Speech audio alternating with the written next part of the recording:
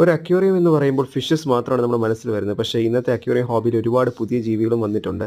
ഇത് ഒരു ക്രേ ഫിഷാണ്. ലോബ്സ്റ്റർ എന്നാണ് കൂടുതലും അക്വേറിയം ഷോപ്സിലൊക്കെ അറിയപ്പെടുന്നത്. പക്ഷേ ലോബ്സ്റ്റേഴ്സ് അല്ല ഇവർ, ക്രേ ഫിഷാണ്. അപ്പോൾ നിങ്ങൾ കണ്ടുകൊണ്ടിരിക്കുന്ന ഈ സ്ക്രീനിൽ അവരുടെ പുറംചട്ട അവർ കളയുന്ന ഒരു പ്രോസസ്സാണ് മോൾട്ടിംഗ് എന്ന് പറയും. ഇത് വളരെ രസകരമായിട്ടുള്ള ഒരു പ്രോസസ്സാണ്.